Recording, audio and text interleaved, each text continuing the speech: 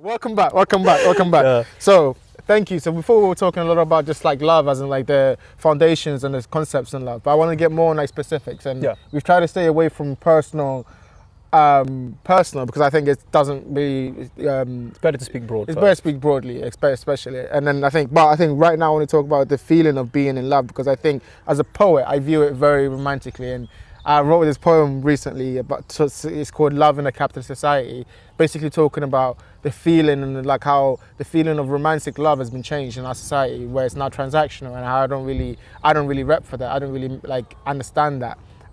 But I wanted to talk to you, who maybe isn't a poet but might have the same perception of romantic love. What is your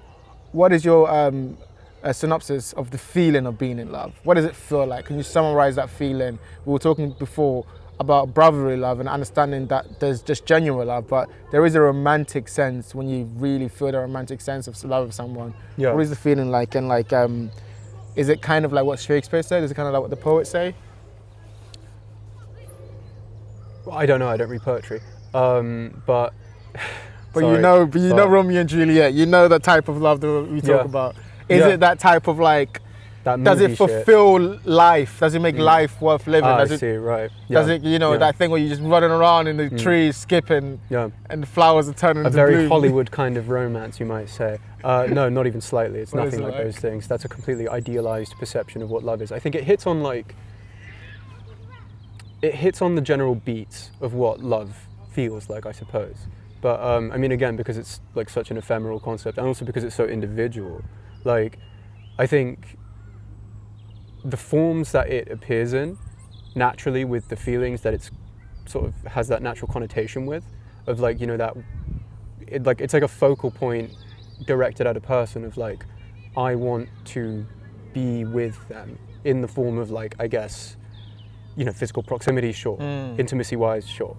All those things, all those nice things that we like to picture of like, hugging the person you love and such. All those things, like, maybe even kissing them, perhaps, maybe once, but like only when you get married. You don't have to get graphic, mate. Yeah, I know, how horrifically verbose. Yeah, I think like, in those aspects of it, right, it's almost like that. First of all, it feels very natural. It can be quite scary, but I think, to be honest, the scary aspect of it is just because of, it's a new path you're forging with yourself. It's like now all of that self-love you've developed is really being put to the test. Will that self-love culminate in the capacity to love another and in return be loved by them? Well, I mean, obviously it's a question entirely up to the individual of whether it's worth the gamble, I suppose. But like, I can say I've been wrong enough to know that, like, when it feels right. Small really tangent. right as well. Small tangent. Yeah. But to build on that, you said something that I wanted to touch on. Go on. Do you believe, which one do you value more, to be loved or to be loved? Ooh, that's a heavy question. I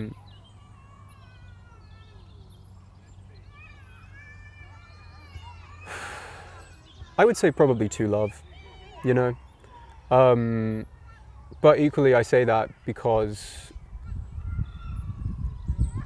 I feel like I actually understand now what I always wanted when I said I want someone to love me. I actually get that now. Bizarrely, I was right too, which is an odd one, but I think again that just falls back on like you paint that actualized image in your head and you try and strive towards it. It just feeds into that whole natural affinity thing again and again and again. Much like the spiral that we're all caught in. The Buddha man, that dude really cooked. What was it? But, what was the? What was the idea of being loved?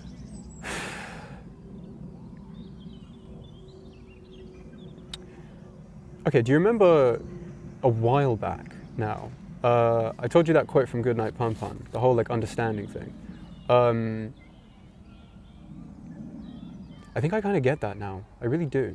Like, at first I thought that was just this like, kind of bizarre, like very, almost sad, twisted concept of What was like. the quote? Do you remember? Yeah, it was like, well, not exactly, unfortunately, but it was something like, understanding is when somebody truly sees you from the top of your head to the tip of your toes, to the point where there is like not even a millimeter of degree of like misalignment between the two of you. It's like almost as if you truly become them and they truly become you, but not in the way of like what I thought it was, which was like a very fatalistic, perhaps quite, dreary, I suppose, perspective on love. It's very like, almost martyristic, I suppose. It sounds like you're gonna die, basically. It's very like, negative. Yeah, I was hella wrong, bro. I was hella wrong. Like, that motherfucker was so right. It was... But the bizarre thing is that, like, what they made out seemingly comes at this, like, horrific cost, almost. It felt like such a... Like you were just being torn apart to get there. It's not that at all.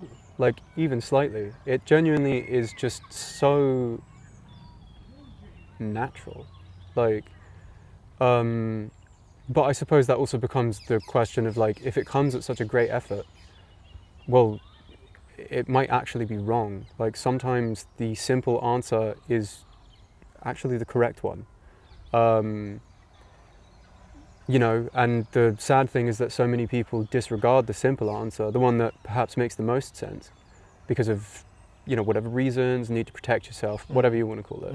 I think it all falls down to basically just a misalignment of self, because if you had the capacity and the self-love and self-assuredness to be in a position where you would be capable of actually inviting that kind of thing into your life, it would fit in so naturally and seamlessly that you would be confused as to why it was absent in the first place, Touching on that then, it seems to me, looking out into broader society, that we've turned love into a transaction where we've kind of looking for the best value, like you mentioned earlier at the top of the episode, where you're talking about how we kind of look for what is this person going to give me type of mentality, right, rather than finding true connection.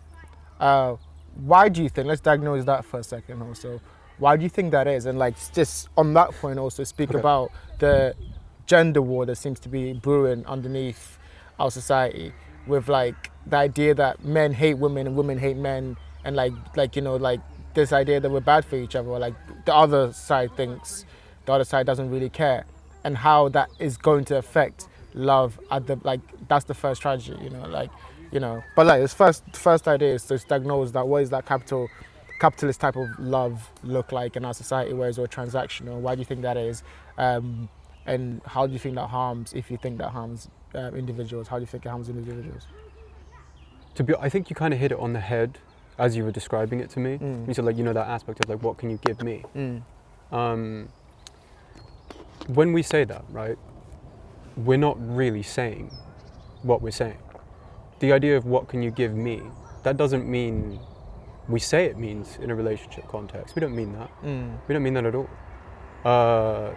When people say that, they actually think, does this person, make enough money? Like, what can they provide? Comforts-wise, vice-wise, sex, access to things that you might not have, power, influence, all these things. Just straight up, whether or not you think they're hot. Like, it's... Well, maybe not that last one, it kind of matters, I can't lie, but again, we're not really saying what actually matters there when we say, what can you offer me? Like, when I think, what can you offer me in like the context of like a partner, I don't give a shit about what you do. Like, well, I mean, I do. I don't want you to be like a nefarious person, I suppose. But like, it's your character. That's what I care about. Like, what kind of person are you? Do you care about others? Are you like me, I guess, is the question you're really asking. And also, where are we different? Like, all these things, like, what can you offer each other is like, it shouldn't really be, what the hell can you give me? It should be more like, okay, well, I see that your life is like this. Do I have anything to offer you?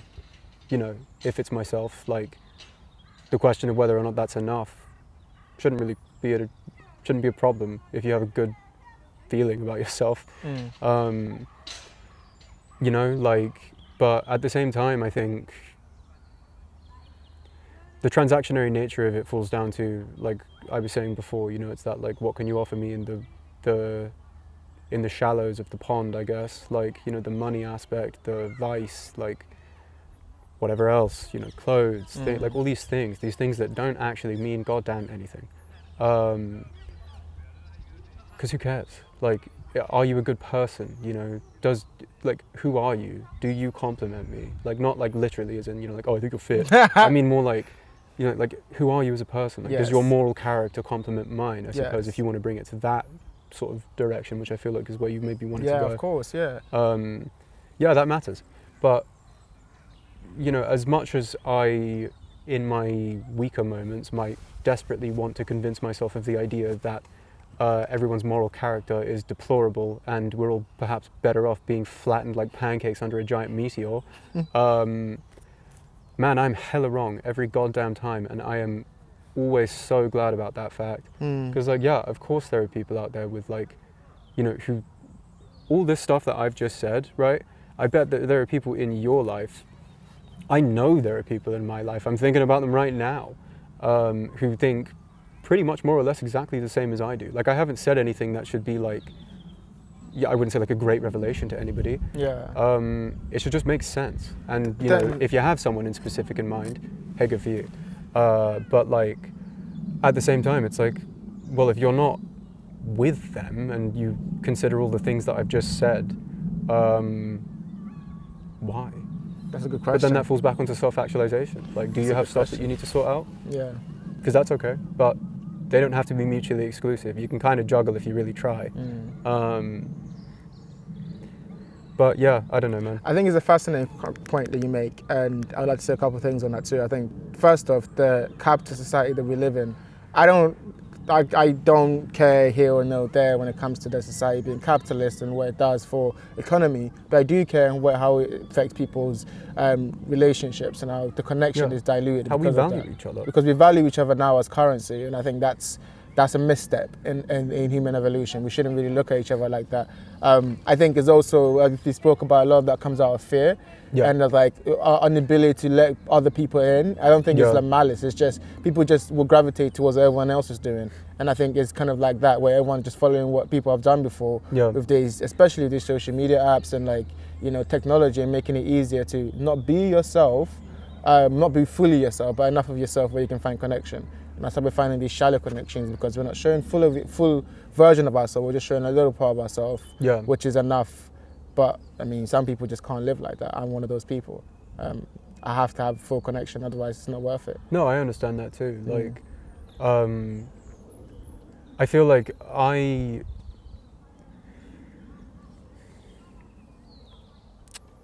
came from the other side of the argument, I guess. Like, I very much spent quite a lot of and I'm sure like a lot of people would relate to this too. I spent a lot of my life completely betraying myself. But also, well, I had to go against myself to get to a point where I actually realized that everything that I was doing was stupid and wrong, and that I should just, you know, life doesn't have to be this great, horrific, Herculean task all the time. Like, especially how you feel about yourself. Yeah, it is work sometimes to grow to like yourself.